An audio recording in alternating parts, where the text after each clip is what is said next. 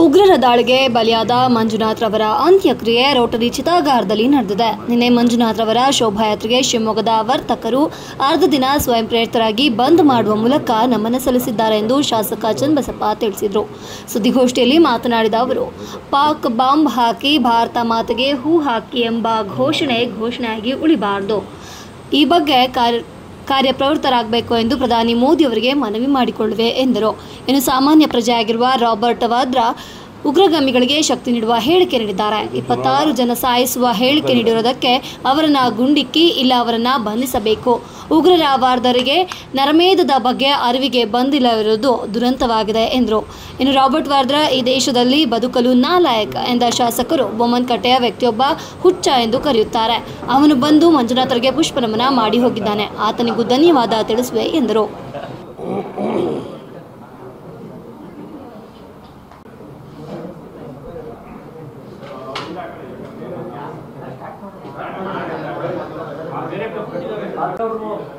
ಮಾಜಿ ಸುಳ್ಳ ಅಧ್ಯಕ್ಷರಾದಂತಹ ಎನ್.ಜೆ. ನಾಗರಾಜ್ ಅವರು ಉಪಸ್ಥಿತರಿದ್ದಾರೆ.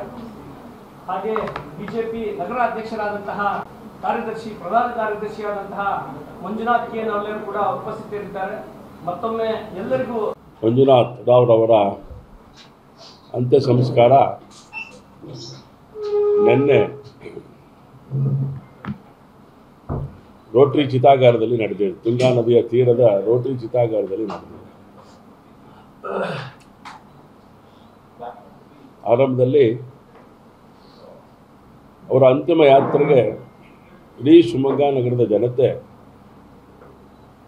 ಸಹೃದಯದಿಂದ ಮಿಡಿದ ಸಂಗತಿ ನಾವೆಲ್ಲರೂ ಮೆಚ್ಚಲೇಬೇಕಾದಂಥ ಸಂಗತಿ. ಎಲ್ಲ ವ್ಯಾಪಾರ ವಹಿವಾಟುಗಳನ್ನು ಬಂದ್ ಮಾಡೋದ್ರ ಮೂಲಕ, ಸ್ವಯಂ ಪ್ರೇರಿತವಾಗಿ ಬಂದ್ ಮಾಡೋದ್ರ ಮೂಲಕ ಅವರ ಅಂತಿಮ ನಮನವನ್ನು, ಗೌರವವನ್ನು, ಶ್ರದ್ಧಾಂಜಲಿಯನ್ನು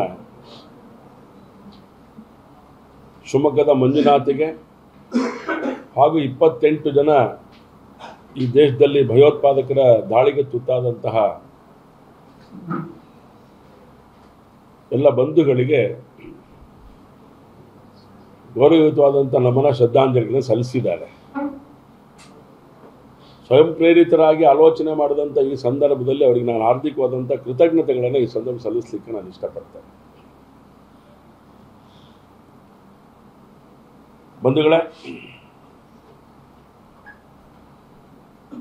ಪಾಕಿಸ್ತಾನಕ್ಕೆ ಬಾಂಬ್ ಹಾಕಿ ಭಾರತ ಮಾತೆಗೆ ಹೂ ಹಾಕಿ ಈ ಘೋಷಣೆಯಾಗಿ ಉಳಿಬಾರ್ದು. ಈ ಕಾರ್ಯವನ್ನು ಕಾರ್ಯಗತ ಮಾಡಬೇಕು ಅಂತ ಹೇಳಿ ನಾನು ಈ ಸಂದರ್ಭದಲ್ಲಿ ಅತ್ಯಂತ ದೇಶಭಕ್ತ ನರೇಂದ್ರ ಮೋದಿ ಹಾಗೂ ಅಮಿತ್ ಶಾ ಅವರಲ್ಲಿ ನಾನು ವಿನಂತಿಯನ್ನು ನಾನು ಮಾಡುತ್ತೇನೆ. ಘೋಷಣೆಯಾಗಿ ಉಳಿಯೋದು ಬೇಡ. ಈ ಕಾರ್ಯಗತ ಆಗಬೇಕು ಅನ್ನೋದು ಇಡೀ ಭಾರತದ ಜನಮಾನಸದ ಒಂದು ಭಾವನೆ. ಹಾಗಾಗಿ ನಾನು ಈ ಸಂದರ್ಭದಲ್ಲಿ ವಿನಂತಿಯನ್ನೇ ಮಾಡ್ತಾ ಇದ್ದೇನೆ. ಪಾಕಿಸ್ತಾನಕ್ಕೆ ಬಾಂಬ್ ಹಾಕಿ ಭಾರತ ಮಾತೆಗೆ ಹೂ ಹಾಕಿ. ಇನ್ನು ಎರಡನೇದು,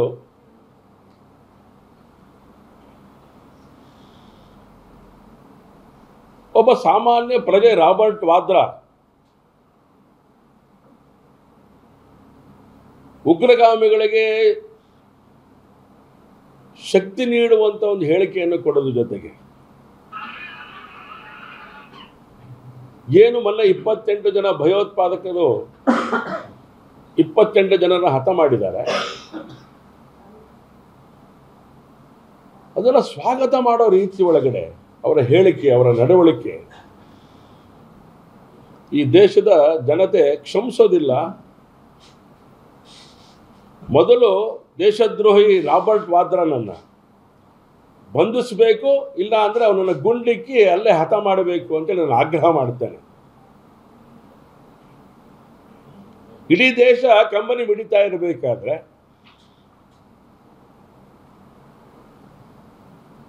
ಭಯೋತ್ಪಾದಕರು ಮಾಡಿರುವಂಥ ಕೃತ್ಯ ಸರಿ ಇದೆ ಅನ್ನೋಂಥ ರೀತಿಯೊಳಗಡೆ ಮಾತನಾಡಿದಂಥ ಒಬ್ಬ ದೇಶದ್ರೋಹಿ ರಾಬರ್ಟ್ ವಾದ್ರಾ ಭೂಮಿ ಮೇಲೆ ಇರಲಿಕ್ಕೆ ನಾಲಾಯಕ್ಕಿದ್ದಾನೆ ಅವನು. ಹಾಗಾಗೇ ಹೇಳಿದೆ ಅವನನ್ನು ಗುಂಡಿಕ್ಕೆ ಮೊದಲು ಕೊಲ್ಲಿ ಅಂತ.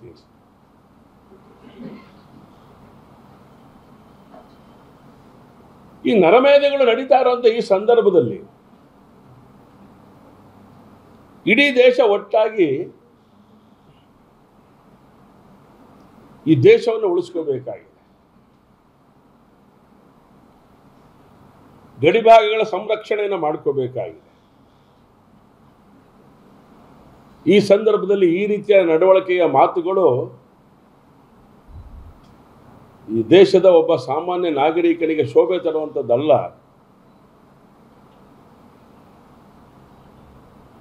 ಹಾಗಾಗಿ ರಾಬರ್ಟ್ ವಾದ್ರಾ ಈ ದೇಶದಲ್ಲಿ ಬದುಕಿರಲಿಕ್ಕೆ ನಾಲಾಯಕ್ ಅನ್ನೋಂಥ ಮಾತನ್ನು ಈ ಸಂದರ್ಭ ಮತ್ತೊಮ್ಮೆ ನಾನು ಹೇಳ್ತೇನೆ. ಎಂತೆಂಥವರು ಗೌರವ ಸಮರ್ಪಣೆ ಮಾಡಿದ್ದವರು. ಶಿವಮೊಗ್ಗದಲ್ಲೊಬ್ಬ ಸಾಮಾನ್ಯ ವ್ಯಕ್ತಿ, ಮೊಮ್ಮನಕಟ್ಟೆ ಅವನನ್ನು ಹುಚ್ಚ ಅಂತ ಕರೀತಾರೆ. ಅವನು ಬಂದು ಮಂಜುನಾಥನ ಪಾರ್ಥಿವ ಶರೀರಕ್ಕೆ ನಮನ ಸಲ್ಲಿಸಿ ಮಾಲಾರ್ಪಣೆ ಮಾಡಿ ಹೋಗ್ತಾನೆ ಅಂತ ಹೇಳಿದ್ರೆ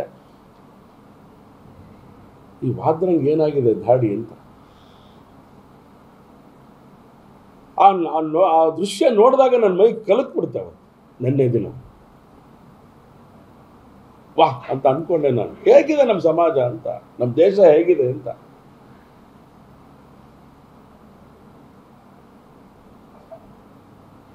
ಹಾಗಾಗಿ ಅವನಿಗೂ ಕೂಡ ನಾನು ಕೃತಜ್ಞತೆಗಳನ್ನು ಸಲ್ಲಿಸ್ತೇನೆ. ಎಂಥ ಭಾವನಾಜೀವಿ ನೀನು ಅಂತ.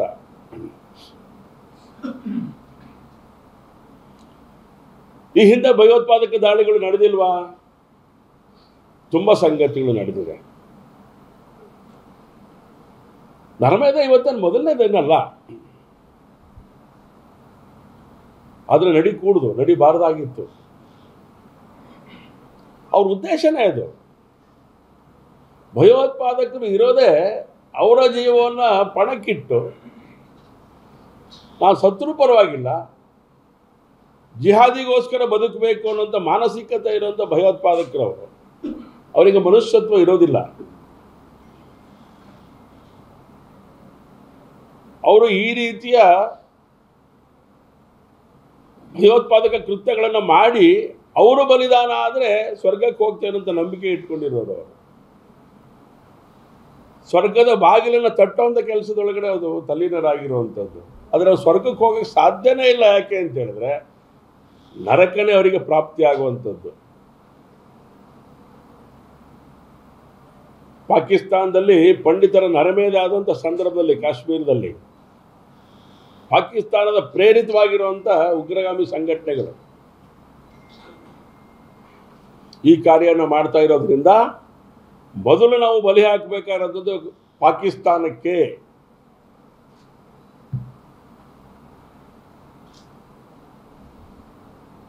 ನಾವೇ ಭಿಕ್ಷೆ ಕೊಟ್ಟಂತ ಪಾಕಿಸ್ತಾನ ಅದು. ಭಾರತೀಯರು ಬಿಟ್ಟು ಕೊಟ್ಟಂತ ಪಾಕಿಸ್ತಾನ ಅದು. ಭಾರತೀಯರು ಭಿಕ್ಷೆ ನೀಡಿದಂಥ ಪಾಕಿಸ್ತಾನದ ವ್ಯಕ್ತಿಗಳು ಈ ರೀತಿ ದುಷ್ಕೃತ್ಯ ಭಾರತದ ಮೇಲೆ ಮಾಡ್ತಿದ್ದಾರೆ ಅಂತ ಹೇಳಿದ್ರೆ ದಾನ ತಗೊಂಡವರಿಗೆ ಅಷ್ಟಿರಬೇಕಾದ್ರೆ ದಾನ ಕೊಟ್ಟವರು ಭಾರತೀಯರಿಗೆ ಇನ್ನೆಷ್ಟು ಇರಬೇಡ ಅನ್ನೋಂಥದ್ದನ್ನು ಆಲೋಚನೆ ಮಾಡಬೇಕಾಗತ್ತೆ ಪಾಕಿಸ್ತಾನದಲ್ಲಿ. ಈ ಹಿನ್ನೆಲೆಯಲ್ಲಿ ಪಾಕಿಸ್ತಾನದ ಸರ್ವನಾಶ ಮಾಡಬೇಕು ಅಂಥೇಳಿ ಜನಮಾನಸದಲ್ಲಿರುವಂಥ ಒಂದು ದೃಢವಾದಂಥ ಒಂದು ಮಹದಾಸೆ ಆಗತ್ತೆ. ಇದೇ ರೀತಿ ಮುಂದುವರೆದ ಖಂಡಿತವಾಗ್ಲೂ ಆಗತ್ತೆ ಅನ್ನೋಂಥ ಸಂಗತಿಯನ್ನು ಈ ಸಂದರ್ಭದಲ್ಲಿ ಹೇಳಲಿಕ್ಕೆ ಇಷ್ಟಪಡ್ತೇನೆ. ಲಿಯಾಖತ್ ಒಪ್ಪಂದ ನಡೆದಂಥ ಸಂಗತಿ ನಾವು ನೆನಪು ಮಾಡ್ಕೋಬೇಕು. ನೆಹರೂರವರು ಮೊಟ್ಟ ಮೊದಲು ಮಾಡಿದಂಥ ದೊಡ್ಡ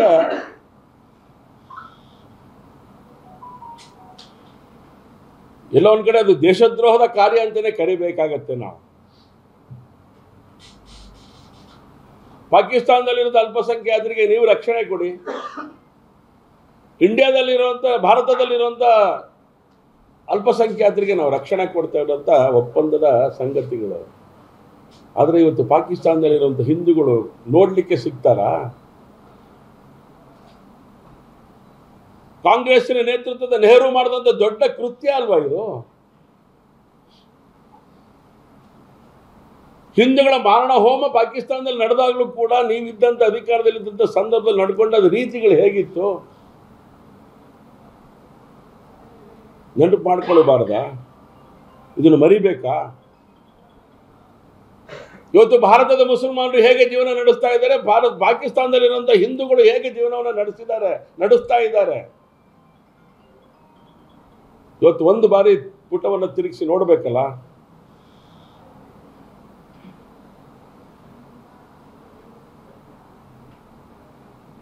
ಇವತ್ತು ಕಾಂಗ್ರೆಸ್ ಹೇಳುತ್ತೆ ನಿಮ್ಮ ಜೊತೆ ನಾವು ಇದ್ದೇವೆ ಅನ್ನೋಂಥ ಮಾತನ್ನ, ಭಯೋತ್ಪಾದಕತೆಯನ್ನು ಮಟ್ಟ ಹಾಕಲಿಕ್ಕೆ ನಿಮ್ಮ ಜೊತೆ ಇದೆ ಅನ್ನೋಂಥ ಮಾತನ್ನ ಹೇಳುತ್ತೆ. ಆದರೆ ಫೈಲೂರ್ ಅನ್ನೋಂಥದ್ದನ್ನು ಮಾತನ್ನು ಕೂಡ ಹೇಳ್ತಾ ಇದೆ. ಏನು ಫೈಲೂರ್? ಭದ್ರತಾ ಪಡೆಯ ಫೈಲೂರ್ ಅಂತ ಹೇಳಿ. ಯಾಕೆ ಮಾತಾಡ್ತೀರಿ ಇದನ್ನು? ಈ ನೆರೇಟಿವ್ ಬಿಲ್ಡನ್ನು ಯಾಕೆ ಮಾಡ್ತೀರಿ ನೀವು? ಇಷ್ಟು ವರ್ಷಗಳ ಕಾಲ ಇಷ್ಟೊಂದು ಜನ ಹತರಾಗಿದ್ದಾರಲ್ಲ, ಆ ಸಂದರ್ಭದಲ್ಲಿ ಈ ಮಾತುಗಳನ್ನು ಯಾಕೆ ಹೇಳಲಿಲ್ಲ ನೀವು? ಹಾಗಾದರೆ ಈಗ ಯಾಕೆ ನೆರೇಟಿವ್ನ ಬಿಲ್ಡ್ ಮಾಡ್ತಾ ಇದ್ದೀರಿ? ಇದು ಭಾರತಕ್ಕೆ ಮಾಡುವಂಥ ಅಕ್ಷಮ್ಯ ಅಪರಾಧ. ಇದು ದೇಶದ್ರೋಹದ ಕಾರ್ಯದ ಮತ್ತೊಂದು ಮುಖ. ಇದು ಭಯೋತ್ಪಾದಕತೆಯನ್ನು ಖಂಡಿಸಬೇಕು, ಈ ಘಟನೆ ಖಂಡಿಸಬೇಕು ಹೊರತು ಅಲ್ಲಿ ಇನ್ನೇನೋ ಒಂದು ಅಡ್ಡ ಇಡುವಂಥದ್ದು. ಇದು ಪ್ರಜಾಪ್ರಭುತ್ವಕ್ಕೆ ಮಾಡಿದಂಥ ದೊಡ್ಡ ದ್ರೋಹ ಅಂತ ನಾನು ಈ ಸಂದರ್ಭ ಹೇಳಲಿಕ್ಕೆ ಇಷ್ಟಪಡ್ತೇನೆ. ನೋಡಿ, 2000 ನಡೀತು. 1910 ಗಂಟೆಗಳು 2000 ನಡೆದಿರೋದು. ಅಂಕಿಅಂಶಗಳನ್ನು ಕೊಡ್ತಾ ಇದ್ದೇನೆ ನಾನು. 1260 ಜನ ಸಾರ್ವಜನಿಕರು ಸತ್ತಿರುವಂಥದ್ದು. ಅದರಲ್ಲಿ ಭದ್ರತಾ ಪಡೆಗಳ ಸಂಖ್ಯೆ 573, ಉಗ್ರವಾದಿಗಳು ಹತರಾದಂಥ ಸಂಖ್ಯೆ 2260. ಒಟ್ಟು 4121 ಜನ 2000 ಇಸ್ವಿ ಒಳಗಡೆ ಸತ್ತೋಗಿರುತ್ತೆ. 2001ರಲ್ಲಿ ಘಟನೆಗಳು 2802.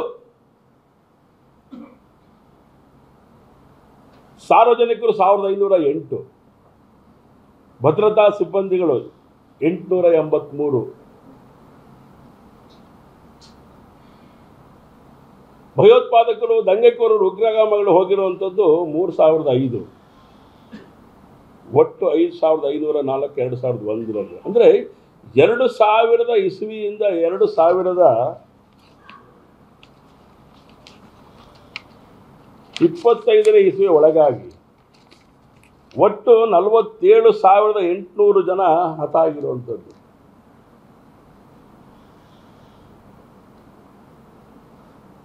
- 24,374 ಘಟನೆಗಳು ನಡೆದಿರುವಂಥದ್ದು.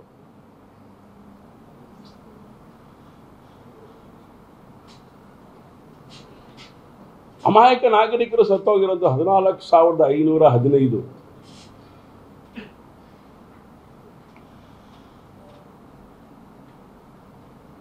ಭಯೋತ್ಪಾದಕರು ಹತ ಆಗಿರುವಂಥದ್ದು 24,497.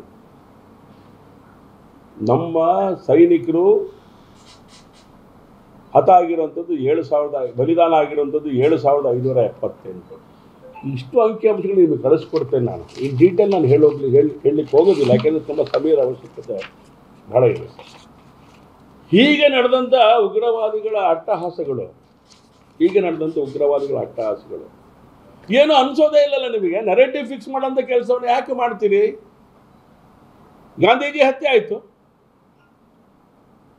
ಗಾಂಧೀಜಿ ಹತ್ಯೆ ಆದಂಥ ಸಂದರ್ಭದಲ್ಲಿ ನೀವು ನೆರೇಟಿವ್ ಏನು ಫಿಕ್ಸ್ ಮಾಡಿದ್ರಿ? ಇಂದಿರಾ ಗಾಂಧಿಯವರ ಹತ್ಯೆ ಆಯಿತು, ರಾಜೀವ್ ಗಾಂಧಿಯವರ ಹತ್ಯೆ ಆಯಿತು, ನಿಮ್ದೇನು ನೆರೇಟಿವ್ ಫಿಕ್ಸ್ ಮಾಡಿದ್ರಿ? ಗಾಂಧೀಜಿ ಹತ್ಯೆ ಆದಾಗ ನಾಥೂರಾಮ್ ಗೋಡ್ಸೆ ಇವತ್ತು ಜಪ ಮಾಡ್ತೀರಿ. ಇಂದಿರಾ ಗಾಂಧಿಯವರು ಹತರಾದಂಥ ಸಂದರ್ಭದಲ್ಲಿ ಏನು ನೆರೇಟಿವ್ ಫಿಕ್ಸ್ ಮಾಡಿದ್ರಿ? ರಾಜೀವ್ ಗಾಂಧಿ ಅವರದಾಗ ಏನು ನೆರೇಟಿವ್ ಫಿಕ್ಸ್ ಮಾಡಿದ್ರಿ? ಅವರು ತ್ಯಾಗ ಬಲಿದಾನಗಳನ್ನು ಮಾಡಿದ್ರು ಅಂತ ಹೇಳ್ತೀರಿ.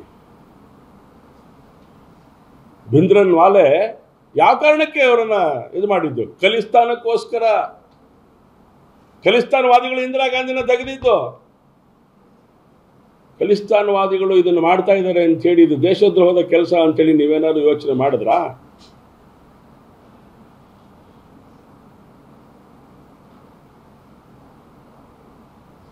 ಅವರನ್ನ ದೊಡ್ಡ ಇದಕ್ಕೆ ತಗೊಂಡು ಹೋಗ್ಬಿಟ್ರಿ.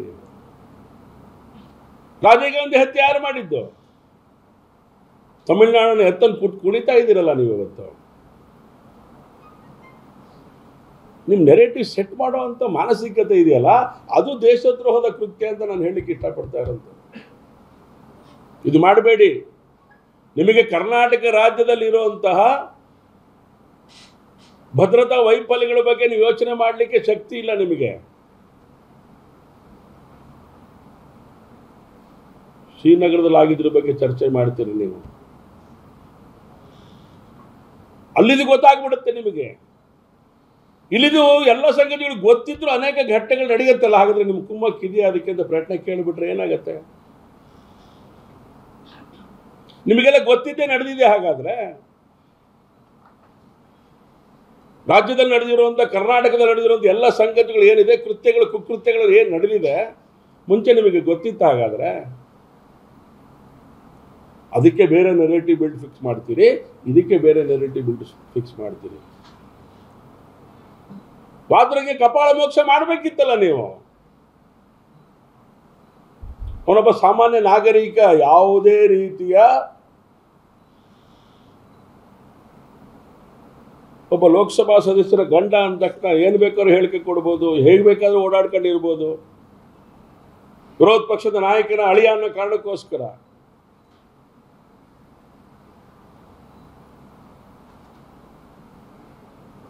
ಹೇಗೆ ಬೇಕಾದರೂ ನಡ್ಕೊಂಡು ಓಡಾಡಬಹುದು, ಹೇಗೆ ಬೇಕಾದ್ರೂ ಮಾತಾಡ್ಬೋದು ಅಂತ ಹೇಳಿದ್ರೆ ಸಹಿಸೋದಿಲ್ಲ. ಇದು ಭಾರತ, ಇದು ಭಾರತ, ನೆನ್ಪಿಟ್ಕೊಳ್ಬೇಕು.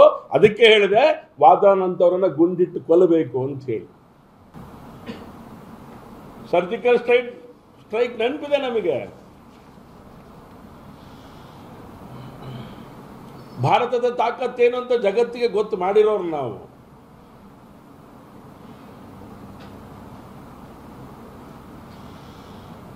ಈಗ ಹೇಳಿದ್ದಾರೆ ನಮ್ಮ ನರೇಂದ್ರ ಮೋದಿ ಅವರು, ಪಾಕಿಸ್ತಾನಕ್ಕೆ ಏನು ಮಾಡಬೇಕು ಅನ್ನೋ ಸಂಗತಿಯನ್ನು, ಭಯೋತ್ಪಾದಕತೆಯನ್ನು ಮಟ್ಟ ಹಾಕಲಿಕ್ಕೆ ಏನು ಮಾಡಬೇಕು ಅನ್ನೋ ಸಂಗತಿಯನ್ನು ಈಗಾಗಲೇ ತೀರ್ಮಾನ ಮಾಡಿದ್ದಾರೆ. ಅವರಿಗೆ ಅಭಿನಂದನೆಗಳನ್ನು ಸಲ್ಲಿಸ್ತೇನೆ ನಾನು, ಭಾರತದ ಪರವಾಗಿ, ನಾಗರಿಕರ ಪರವಾಗಿ.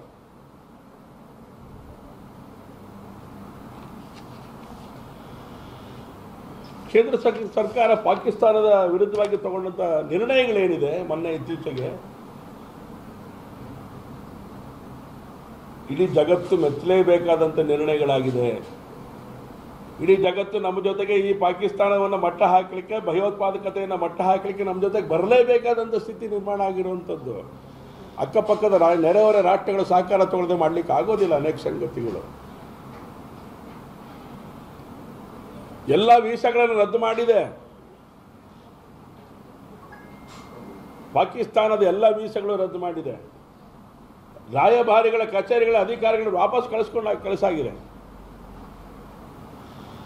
ಪಾಕಿಸ್ತಾನದ ನಿವಾಸಿಗಳು ಇಲ್ಲಿ ಯಾರು ಬಂದಿದ್ರು 24 ಗಂಟೆಗಳಲ್ಲಿ ಜಾಗ ಖಾಲಿ ಮಾಡಬೇಕು ಅಂತ ಹೇಳಿರುವಂತ ಆ ಮಾತು ಏನಿದೆ, ಇಡೀ ಜಗತ್ತಿವತ್ತು ಮೆಚ್ಚಬೇಕಾದಂಥ ಸ್ಥಿತಿ ನಿರ್ಮಾಣ ಆಗಿದೆ. ವಾಯುಮಾರ್ಗ ಬಂದ್, ಪಾಕಿಸ್ತಾನದ ಮಾಧ್ಯಮಗಳೆಲ್ಲ ನಿಷೇಧ.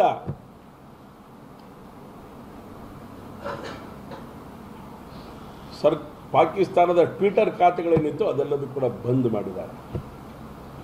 ಏನಾಗಬೇಕು ಅಂತ ಊಹಿಸ್ಕೊಳ್ಳಿಕ್ಕೆ ಸಾಧ್ಯ ಆಗ್ತಾ ಇಲ್ಲ ಇವತ್ತಿನ ದಿನ ಈ ದೇಶದ ಜನತೆಗೆ, ಈ ಜಗತ್ತಿನ ಜನತೆಗೆ. ಈ ರೀತಿಯ ನಿಲುವುಗಳನ್ನು ಪ್ರಕಟ ಮಾಡಿರುವಂಥ ಈ ಸಂದರ್ಭದಲ್ಲಿ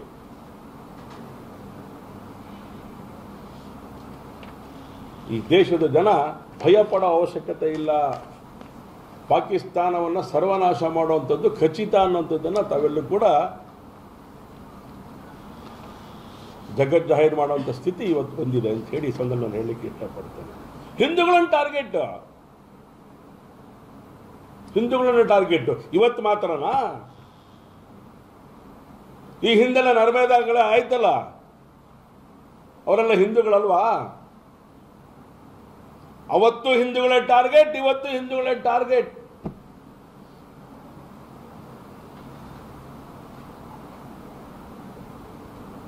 ನೆಹರೂರವರ ಕಾಲದಲ್ಲೂ ಟಾರ್ಗೆಟ್ ಆಗಿದ್ದು ಹಿಂದೂಗಳೇ ತಾನೇ. ಪಂಡಿತರು ಯಾರು? ನರಮೇಧಗಳನ್ನು ಹೇಗೆ ಮಾಡಿದ್ರು ಅಂತೇಳಿ ಇಡೀ ಜಗತ್ತಿಗೆ ಗೊತ್ತು ಮಾಡಿದೀವಲ್ಲ ನಾವು. ಇವತ್ತು ಮಾತ್ರ ಹಿಂದೂಗಳು ಟಾರ್ಗೆಟ್. ಯಾಕೆ ಈ ನೆರೇಟಿವ್ ಫಿಕ್ಸ್ ಮಾಡ್ತಾ ಇದ್ದೀರಿ ನೀವು? ಈ ರೀತಿಯ ವಿಚಿತ್ರ ಕಾರ್ಯಕ್ಕೆ ಶಕ್ತಿಗಳಿಗೆ ಶಕ್ತಿ ಕೊಡುವಂತ ಈ ನೆರೇಟಿವ್ ಫಿಕ್ಸ್ ಮಾಡುವಂತ ಇದು ದೇಶದ್ರೋಹದ ಕೆಲಸ ಇವತ್ತು ಕಾಂಗ್ರೆಸ್ ಮಾಡ್ತಾ ಇದೆ ಅಂತ ನಾನು ನೇರವಾಗಿ ಆಪಾದನೆ ಮಾಡ್ತಾ ಇದ್ದೇನೆ. ಮಾಡಬೇಡಿ ಈ ಕುತಂತ್ರದ ಕೆಲಸವನ್ನ.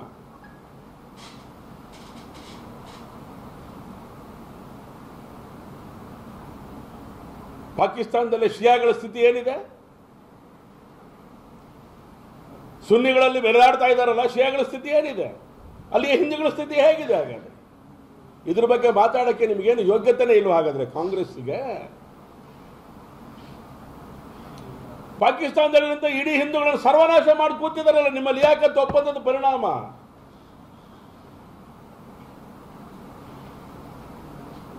ಈಗ ಭದ್ರತಾ ವೈಫಲ್ಯದ ಬಗ್ಗೆ ಮಾತಾಡ್ತೀರಾ ನೀವು? ಮಾತಾಡುವಂತ ಸಮಯನ ಭದ್ರತಾ ವೈಫಲ್ಯಕ್ಕೆ ಸಂಬಂಧಪಟ್ಟಂತೆ ಸಂಗತಿಯನ್ನು ಉಲ್ಲೇಖ ಮಾಡುವಂತ ಸಂದರ್ಭನ ಇದು?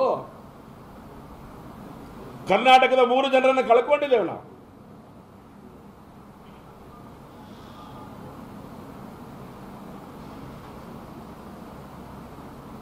ಯಾವುದೇ ವ್ಯವಸ್ಥೆಗಳನ್ನು ಗಾಳಿಗೆ ತೂರಿ ಪಾಕಿಸ್ತಾನವನ್ನು ಮಟ್ಟ ಹಾಕೋದಿಲ್ಲ.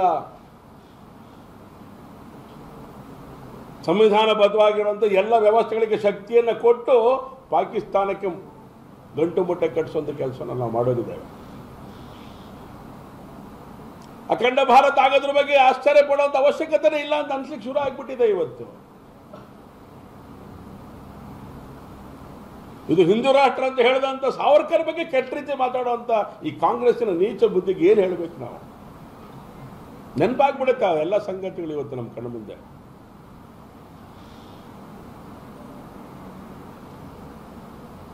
ಅನೇಕ ಭಯೋತ್ಪಾದಕ ಸಂಘಟನೆಗಳ ನಿಷೇಧ ಮಾಡಿದೆ. ಹೆಸರು ಬದಲಾವಣೆ ಮಾಡಿಕೊಂಡು ಜೀವನ ಮಾಡ್ತಾ ಇದ್ದಾರೆ. ಹೆಸರು ಬದಲಾವಣೆ ಮಾಡಿಕೊಂಡು ಈ ಕಾರ್ಯವನ್ನು ಮುಂದುವರಿಸ್ತಾ ಇದ್ದಾರೆ. ಆ ಎಲ್ಲ ಸಂಗತಿಗಳನ್ನು ನೀವು ಗಂಟು ಬಟ್ಟೆ ಕಟ್ಟಿ ಪಕ್ಕಕ್ಕೆ ಇಟ್ಬಿಡ್ತೀರಲ್ಲ ಕಾಂಗ್ರೆಸ್ಸಿನ ನೇತೃತ್ವ. ಯಾಕೆ ಇನ್ನೂ ಶಕ್ತಿ ಕೊಡ್ತೀರ ಅವರಿಗೆ? ಇದನ್ನ ನಾವು ಕೇಳಿದ್ರೆ ನೀವು ಕೋಮುವಾದಿಗಳು ಅಂತೀರ ನಮಗೆ.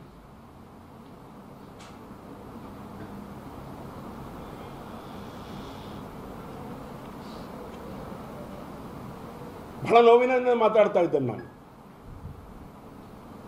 ಬಹಳ ನೋವಿನಿಂದ ಮಾತಾಡ್ತಾ ಇದ್ದೇನೆ. ಹಿಂದೂ ರಾಷ್ಟ್ರದಲ್ಲಿ ಹಿಂದುತ್ವದ ಬಗ್ಗೆ ಮಾತಾಡದೆ ಇನ್ನೆಲ್ಲಿ ಪಾಕಿಸ್ತಾನದಲ್ಲಿ ಮಾತಾಡ್ಲಿಕ್ಕೆ ಬರುತ್ತಾ ನಾವು?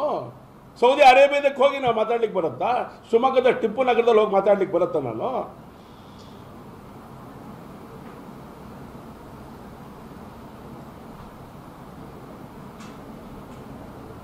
ಹಿಂದೂ ರಾಷ್ಟ್ರದಲ್ಲೇ ಹಿಂದುತ್ವದ ಬಗ್ಗೆ ಮಾತಾಡಬೇಕಾಗಿರೋಂಥ ಸಂಗತಿ. ಹಿಂದುತ್ವ ಅಂದ್ರೆ ಏನು? ಇಡೀ ಜಗತ್ತಿಗೆ ಶಕ್ತಿ ಕೊಡ್ತಿರೋಂಥ ಹಿಂದುತ್ವ ಇದು, ನಡವಳಿಕೆ ಇದು. ಇದೊಂದು ಜೀವನ ಪದ್ಧತಿ ಅಂತ ಹೇಳಿದೆ. ವಸುದೈವ ಕುಟುಂಬಕಂ ಅಂತ ಹೇಳಿರುವಂಥ ಹಿಂದುತ್ವದ ಪದ್ಧತಿ ಈ ಜಗತ್ತಿಗೆ ಬೇಡವಾಗಾದ್ರೆ? ಸರ್ವೇ ಜನ ಸುಖಿನೋ ಭವ ಅಂತ ಹೇಳುವಂಥ ಒಂದು ವ್ಯವಸ್ಥೆ ಈ ಜಗತ್ತಿಗೆ ಬೇಡವಾ? ಇದು ಹಿಂದುತ್ವ ಹೇಳಿರುವಂಥದ್ದು.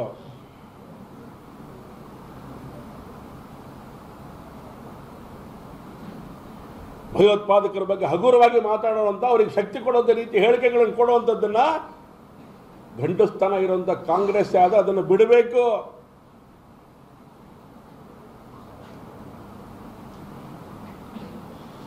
ಕರ್ನಾಟಕ ರಾಜ್ಯದೊಳಗಡೆ ಏನೆಲ್ಲ ಸಂಗತಿಗಳು ನಡೆದಿದೆ? ಭಯೋತ್ಪಾದಕತೆ ಕೃತ್ಯ ತಾಂಡವ ಆಡ್ಲಿಲ್ವಾ?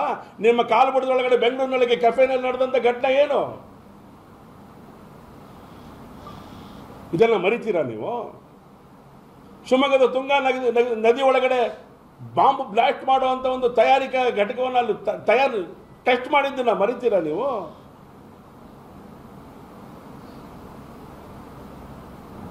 ನಕ್ಸಲೈಟ್ಸ್ಗಳು ಭಯೋತ್ಪಾದಕರು ಶಿವಮೊಗ್ಗದನ್ನ ಆಯ್ಕೆ ಮಾಡ್ಕೊಂಡಿದ್ದಾರೆ ಅಂತ ಹೇಳಿದ್ರೆ ನಿಮಗೆ ಇದು ಎಲ್ಲ ಕ್ಷುಲ್ಲಕವಾಗಿ ಹೇಳ್ತಾ ಇದ್ದಾನೆ ಅಂತ ಅನಿಸ್ಲಿಕ್ಕೆ ಶುರು ಆಗಿಬಿಡುತ್ತೆ. ನಿಮಗೆ ಬುದ್ಧಿ ಇಲ್ಲ ಇವನಿಗೆ ಅಂತ ಹೇಳಲಿಕ್ಕೆ ಶುರು ಆಗುತ್ತೆ. ನಡೆದಿಲ್ವ ಘಟನೆಗಳು? ಗಂಭೀರವಾಗಿ ತಗೊಳ್ಬೇಕು ಇದನ್ನು. ಈ ಸಂಗತಿಯನ್ನು ಕರ್ನಾಟಕ ರಾಜ್ಯ ಸರ್ಕಾರ ವಿಶೇಷವಾದಂಥ ರೀತಿಯಲ್ಲಿ ಅರ್ಥ ಮಾಡ್ಕೊಂಡು ಈ ಕಾರ್ಯವನ್ನು ಮಟ್ಟ ಹಾಕುವಂಥ ಕಾರ್ಯವನ್ನು, ಭಯೋತ್ಪಾದಕತೆಯನ್ನು ಮಟ್ಟ ಹಾಕುವಂಥ ಕಾರ್ಯವನ್ನು ಮಾಡಬೇಕಾಗತ್ತೆ. ಆ ಕೆಲಸವನ್ನು ಸನ್ಮಾನ್ಯ ಮುಖ್ಯಮಂತ್ರಿಗಳಾದಂಥ ಸಿದ್ದರಾಮಯ್ಯನವರು ಮಾಡಬೇಕು ಅಂತೇಳಿ ಆಗ್ರಹ ಮಾಡ್ತಾ ಇದ್ದೇನೆ ನಾನು. ಅವ್ರಿಗೆ ಸಪೋರ್ಟ್ ಮಾಡೋದಲ್ಲ, ನೀವು ಮಟ್ಟ ಹಾಕಬೇಕು ಅಂತ ಅಲ್ಲಿ ಹೇಳಿ, ಇಲ್ಲಿ ಮಾಡಬಾರ್ದನ್ನು ಮಾಡಲಿಕ್ಕೆ ಬಿಡೋದಿಲ್ಲ. ಇಲ್ಲಿ ಭರತ್ ಭೂಷಣನ ಎದುರುಗಡೆ ನಿಂತ್ಕೊಂಡು ಹೇಳಿದ್ರಿ ನೀವು, ಭಯೋತ್ಪಾದಕ ದೇಶದಲ್ಲಿ ಮಟ್ಟ ಹಾಕಬೇಕು, ಸಂಪೂರ್ಣವಾದಂಥ ಬೆಂಬಲ ಇದೆ ನಮ್ಮದು ಅಂತೇಳಿ. ಕರ್ನಾಟಕದ ಪರಿಸ್ಥಿತಿ ಏನು ನಿಮ್ಮದು? ಕರ್ನಾಟಕದಲ್ಲಿ ನಿಂತ್ಕೊಂಡು ಹೇಳ್ತೀರಾ ನೀವು? ಕರ್ನಾಟಕದಲ್ಲಿರುವಂಥ ಭಯೋತ್ಪಾದನೆ ನಿರ್ಮೂಲನೆ ಮಾಡುವಂಥ ಕೆಲಸಕ್ಕೆ ನಾನು ಶಕ್ತಿ ಕೊಡ್ತೇನೆ ಅಂತ ಒಂದು ಮಾತನ್ನು ಹೇಳಿ ಸಿದ್ದರಾಮಯ್ಯನವರೇ ತಾಕತ್ತಿದ್ರೆ,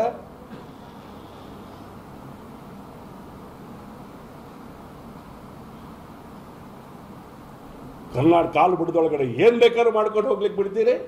ಪೊಲೀಸ್ ಸ್ಟೇಷನ್ಗೆ ಬೆಂಕಿ ಹಚ್ಚಿದ್ರೆ ಅವ್ರ ಕೇಸ್ಗಳನ್ನು ವಾಪಸ್ ತಗೊಳ್ತೀರಿ? ನಿಮ್ಮ ಜೊತೆಗೆ ನಾವಿದ್ದೇವೆ, ದೇಶಕ್ಕೆ ಭಯೋತ್ಪಾದಕತನ ಮಟ್ಟ ಹಾಕ್ಲಿಕ್ಕೆ ನಾವಿದ್ದೇವೆ. ಇಲ್ಲಿ ಮಾಡಬಾರ್ದನ್ನ ಇಲ್ಲಿ ನೀವು ಮಾಡ್ತೀರಿ. ಯಾರೇ ಅಡ್ಡ ಬಂದರೂ ಕೂಡ ಪಾಕಿಸ್ತಾನಕ್ಕೆ ಸರಿಯಾದಂಥ ಪಾಠ ಕೆಲಸವನ್ನು ನರೇಂದ್ರ ಮೋದಿ ಸರ್ಕಾರ ಮಾಡತ್ತೆ. ಆದರೆ ನೀವು ಆ ಪುಣ್ಯದ ಕಾರ್ಯದಲ್ಲಿ ನೀವು ಭಾಗಿಯಾಗಬೇಕು ಅಂತ ನಮ್ದು ಆಸೆ ಇದೆ. ನಿಮ್ಮ ಹಣೆ ಬರ ಪಾಪದ ಕೂಸು ತಲೆ ಮೇಲೆ ಹೊತ್ಕೊಂಡು ಹೋಗ್ತೀನಿ ಅಂತ ಹೇಳಿದ್ರೆ ನಾವೇನು ಮಾಡೋಕ್ಕಾಗದಿರೋಂಥ ಸ್ಥಿತಿ ನಾವು ಇದೆ. ಸಾಕು, ನಿಮ್ಮ ಪಾಪದ ಕೂಡ ತುಂಬಿದೆ. ಈಗಲಾದರೂ ಬದಲಾವಣೆ ಆಗಿ ಅಂತ ವಿನಂತಿ ಮಾಡ್ತಾ ಇದ್ದೇನೆ ನಾನು. ಈಗಲಾದರೂ ಬದಲಾವಣೆ ಆಗಿ ಅಂತೇಳಿ. ಸೊ ಹಾಗಾಗಿ ಹೇಳಿಕೆಗಳನ್ನು ಕೊಡಬೇಕಾದ್ರೆ ಗಂಭೀರವಾಗಿ ಹೇಳಿಕೆ, ಜವಾಬ್ದಾರಿಯುತವಾದಂಥ ಹೇಳಿಕೆಗಳನ್ನು ಕೊಡಬೇಕಾಗತ್ತೆ. ಎಲ್ಲ ಹಿಂದಿನ ಘಟನಾವಳಿಗಳನ್ನು ನೆನಪಿಟ್ಕೊಂಡು ಘಟನೆಗಳಿಗೆ ಉತ್ತರವನ್ನು ಕೊಡಬೇಕಾಗತ್ತೆ. ನಾವು ಜವಾಬ್ದಾರಿಯುತವಾಗಿರುವಂಥ ಮುಖ್ಯಮಂತ್ರಿಗಳು, ಜವಾಬ್ದಾರಿಯುತವಾಗಿರುವಂಥ ಕೇಂದ್ರದ ಎಲ್ಲ ಕಾಂಗ್ರೆಸ್ಸಿನ ಪ್ರಮುಖರು ಜವಾಬ್ದಾರಿಯುತವಾದಂಥ ನಡೆಯನ್ನು ನಮ್ಮ ಜೊತೆಗೆ ಹೆಜ್ಜೆಯನ್ನು ಹಾಕಬೇಕಾಗತ್ತೆ. ಭಾರತ್ ಜೋಡೋ ಇವತ್ತು ಅವರಿಗೆ ಕುಮ್ಮಕ್ಕು ನೀಡುವಂಥ ಎಲ್ಲ ರಾಜ್ಯಗಳಿಗೆ ಶಕ್ತಿ ಕೊಡೋ ಕೆಲಸ ಮಾಡ್ತೀರಿ ನೀವು. ನಂದು ಆಗ್ರಹ ಇದೆ, ನೀವು ನಿಮ್ಮ ನಡವಳಿಕೆಗಳನ್ನು ಬದಲಾವಣೆ ಮಾಡಿಕೊಳ್ಬೇಕು.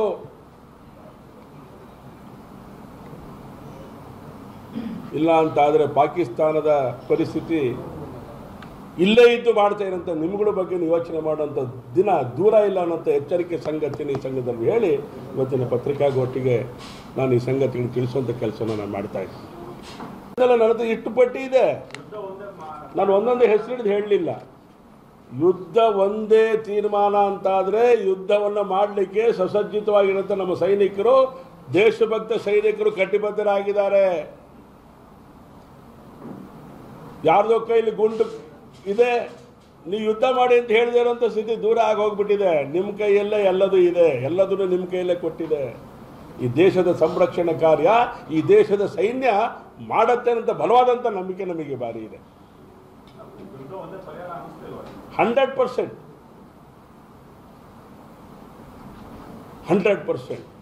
ಯಾಕೆಂದರೆ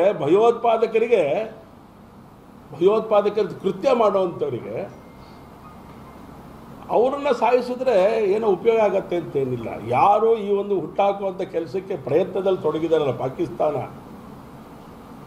ಅವರ ಹುಟ್ಟನ್ನು ಅಡಗಿಸಬೇಕು. ಭಯೋತ್ಪಾದಕರಿಗೆ ಪ್ರೇರಣೆ ಕೊಡುವಂಥ ಪಾಕಿಸ್ತಾನ ಏನಿದೆ ಅವರ ಹುಟ್ಟನ್ನು ಅಡಗಿಸಿದ್ರೆ ಮಾತ್ರ ಇದು ತಹಬಂದಿಗೆ ಬರುತ್ತೆ, ಇದು ಸರ್ವನಾಶ ಆಗತ್ತೆ. ಇದು ನಮ್ಮ ನಂಬಿಕೆ. ಇದು ಮೇಲಿರೋರಿಗೆ ಇದು ಗೊತ್ತಿಲ್ಲ ಅಂತ ನಾನು ಹೇಳ್ತಿರೋದಲ್ಲ, ಇದು 100% ಅವ್ರಿಗೆ ಗೊತ್ತಿದೆ. ಗೊತ್ತಿದ್ದು ಯಾವಾಗ ಏನು ಮಾಡಬೇಕು ಆ ಕಾರ್ಯವನ್ನು ಅವ್ರು ಮಾಡ್ತಾರೆ. ಯುದ್ಧದ ಅವಶ್ಯಕತೆ ಇದ್ದರೆ ಇದೆ ಅಂತ ನಮಗೆ ಅನಿಸ್ತಾ ಇದೆ. ಅದನ್ನು ಮಾಡಲಿಕ್ಕೆ ಭಾರತ ತಯಾರಿದೆ. ಶಕ್ತಿವಂತ ಭಾರತ ಇವತ್ತು ಪಾಕಿಸ್ತಾನವನ್ನು ಮಟ್ಟ ಹಾಕತ್ತೆ ಅನ್ನೋಂಥದ್ದು ನಮಗೆ ದೃಢವಾದ ನಂಬಿಕೆ ಇದೆ. ಅಗತ್ಯ ಬಿದ್ದರೆ ಯುದ್ಧ ಸಾರಿ ನಿಮ್ಮ ಜೊತೆ ನಾವಿದ್ದೇವೆ ಅನ್ನೋ ಮಾತನ್ನು ಮೋದಿಗೆ, ಅಮಿತ್ ಶಾಗೆ ನಾವು ಹೇಳೋರಿದೆ. ಬೇಕಾರಾಗಲಿ ಇವತ್ತು ರಷ್ಯಾ ಉಕ್ರೇನಿನ ಪರಿಸ್ಥಿತಿ ಬೇರೆ. ನಾನು ಯಾಕೆ ಯುದ್ಧದ ಬಗ್ಗೆ ಹೇಳ್ತಾ ಇದ್ದೀನಿ ನೀವು ಹೇಳಿದ್ದಕ್ಕೆ ಅಂತ ಕೇಳಿದ್ರೆ, ಹಿಂದೂಗಳಿಗಿರೋದು ಇದೊಂದೇ ರಾಷ್ಟ್ರ. ಹಿಂದೂಗಳಿರೋ ಹಿಂದೂಸ್ತಾನ ಮಾತ್ರ. ಏನೇ ಬೆಲೆ ತೆತ್ತಾದ್ರೂ ಈ ರಾಷ್ಟ್ರವನ್ನು ಹಿಂದೂಗಳಿಗೋಸ್ಕರ ಉಳಿಸ್ಬೇಕಾಗತ್ತೆ. ಬೆಲೆ ತೆತ್ತೆ ಈ ರಾಷ್ಟ್ರವನ್ನು ಕಟ್ಟಿದ್ದೇವೆ ನಾವು. ಹಾಗಾಗಿ ಬೆಲೆ ತೆತ್ತಿ ಈ ರಾಷ್ಟ್ರವನ್ನು ಉಳಿಸ್ಕೊಳ್ಳೋಂಥ ಕೆಲಸವನ್ನು ನಾವು ಮಾಡಬೇಕಾಗತ್ತೆ. ನಮ್ಮ ಜವಾಬ್ದಾರಿ ಇದೆ, ನಾವು ಮಾಡ್ತೀವಿ. ಪರಿಣಾಮಗಳನ್ನು ನಾವು ಫೇಸ್ ಮಾಡ್ತೇವೆ. ಈ ಹಿಂದೆ ಯುದ್ಧಗಳು ನಡೆದಂಥ ನಿಮಗೆ ಗೊತ್ತಿರಲಿ, ಭಾರತ ಸುಮ್ಮನೆ ಹೋಗಿ ಯಾವತ್ತೂ ಯುದ್ಧವನ್ನು ಸಾರಿಲ್ಲ. ಯಾವತ್ತು ಯುದ್ಧವನ್ನು ಸಾರಿಲ್ಲ ಭಾರತ. ಸುಮ್ಮನೆ ಹೋಗಿ ಇಡೀ ಜಗತ್ತಿಗೆ ಶಾಂತಿ ಹೇಳ್ತಾ ಇರೋಂಥ ಭಾರತ ಇವತ್ತು ಯಾಕೆ ಅವಶ್ಯಕತೆ ಇದೆ ಅಂತ ಹೇಳಿದ್ರೆ, ಈ ರಾಷ್ಟ್ರವಾಗಿ ಉಳಿಸ್ಕೋಬೇಕು ಅಂತ ಆದರೆ ಹಿಂದೂಗಳಿಗಿರುವಂಥ ಇದೊಂದೇ ರಾಷ್ಟ್ರ. ನೇಪಾಳ ಹೇಳಿತ್ತು ಇದು ಹಿಂದೂ ರಾಷ್ಟ್ರ ಅಂಥೇಳಿ. ಇವತ್ತು ಅದನ್ನು ಸೆಕ್ಯುಲರ್ ಮಾಡಿದಂಥವ್ರು ಯಾರು?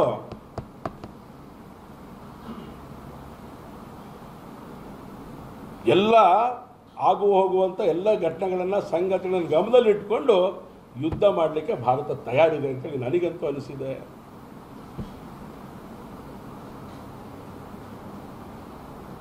ಧನ್ಯವಾದ. ಬೇಗಾನೆ ರಾಮಯ್ಯ ಅವರು ನಿಧನ ಹೊಂದಿರುವಂಥ ಸಂಗತಿ